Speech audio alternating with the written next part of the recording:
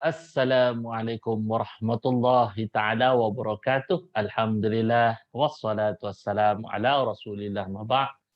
Terima kasih pada teman-teman yang tetap terus bersama Cik Kim Training Consultancy, membugar jiwa, menyihatkan diri. So teman-teman yang mata Allah sekalian, Cik Kim pada hari ini nak berbicara di dalam biar cerah satu. Ada individu yang datang kepada Cik Kim dan bertanya. Apa pertanyaannya? Cik Kim baca kat sini. Cik Kim, bolehkah saya obses menjadi seorang penceramah? Soalan yang diajukan kepada Cik Kim. Kepada yang bertanya, bolehkah diri menjadi obses kepada kerjaya sebagai penceramah? Atau everything lah. Ya, kita tengok dekat depan ni. Ha, kena faham dulu. Yang bertanya ni kena faham. Yang pertama, obsesi. Obsesi ni apa? Obsesi adalah sesuatu yang sentiasa mengganggu fikiran. Anda yang bertanya mungkin mempunyai gangguan fikiran, fikiran yang terganggu untuk menjadi penceramah hebat. Macam mana? Kadang-kadang bertanya pada diri, macam mana aku nak jadi penceramah hebat seperti A? Macam mana aku nak jadi penceramah hebat seperti B? Macam mana aku nak menjadi penceramah hebat seperti C?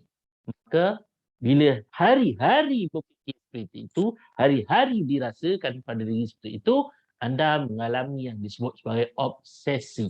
Manakala pertanyaan yang disebut tadi, obsesi kaitan penceramah. Apa kaitan? Nak jadi penceramah ni bukan main-main. Bukan kata orang berdasarkan pada teori semata, berdasarkan pada sijil-sijil yang dikolek seberapa banyak.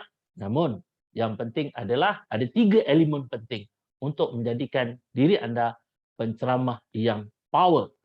Nak tahu? Kita akan pergi pada bicara yang kedua nanti. So, persoalannya kita lihat di sini. Penceramah ni siapa sebenarnya? Penceramah ni apa? Penceramah ni adalah orang yang sampaikan ceramah.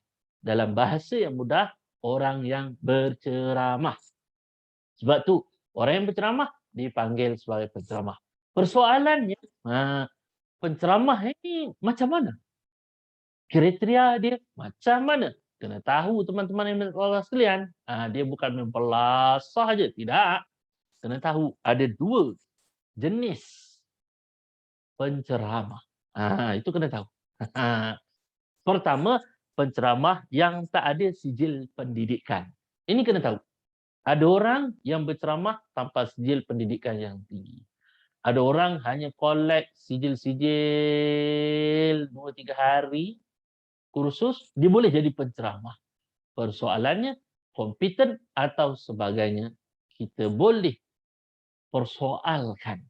Kompetensinya itu bagaimana? Kerana sifat orang berceramah ni, orang yang mendengar, dia akan ambil tahu seketul-ketul apa yang kita cakap sebelum berceramah. Sebab tu Cik Kim sangat takut bila berceramah. Kerana berceramah itu, orang yang mendengar kadang-kadang dia ambil tahu butir-butir kata-kata kita dan buat. Tiba-tiba tak jadi. Apa? Jadi pada penceramah akan dipersalahkan. Baik. Dan yang kedua, penceramah yang berpendidikan. Sekurang-kurangnya lah diploma. Sekurang-kurangnya. Kalau pendidikan laju, pendidikan lah. Sekurang-kurangnya diploma. Ataupun berpendidikan profesional. Dalam bidang memang bidang profesional, okey, yang memang diiktiraf laju pembelajarannya. Kena tahu tu.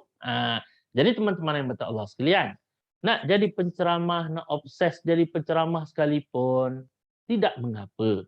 Yang penting kena tahu obsesi diri menjadi penceramah itu setakat mana boleh pergi di lajur yang ingin diceramahi. Kalau main-main teman-teman yang minta Allah sekalian. Sebab tu Cik Kim kalau pergi mana-mana khusus, okey, dia kata ini adalah penceramahnya. Cik Kim awal-awal cakap, minta maaf teman-teman, para pendengar yang minta Allah sekalian. Cik Kim datang bukan untuk berceramah. Cik Kim datang adalah untuk membuka jalan kepada keserabutan mental dengan emosi supaya jalan tu ada. Bukan konsep ceramah. Kita kadang-kadang pandai bercakap sebagai penceramah, tapi belum tentu apa yang kita sampaikan itu boleh diguna pakai terus oleh orang yang mendengar. Maka teman-teman yang berkata Allah sekalian, secara rumusannya, pada biar cerah yang pertama ini, di bawah tajuk obsesi menjadi penceramah, perlu diperhatikan sejauh mana diri obses menjadi penceramah. Yang kedua, itu yang pertama, kena tengok pada diri, sejauh mana aku obses menjadi penceramah. Yang kedua, apakah aku obses menjadi penceramah ini? Aku mempunyai 3 benda. Attitude yang betul, yang kedua, aku mempunyai kemahirankah untuk menyampaikan konten berkualiti secara teori dan praktikal, dan yang ketiga, apakah aku ada knowledge untuk aku berikan pada orang yang mendengar ceramahku ini. Gitu. Dia ada 2 tadi. Okey, pertama, sejauh mana obsesi diri sebagai seorang penceramah, kena tengok betul-betul supaya tidak kata orang, tak adalah nanti orang pertikai diri dan sebagainya.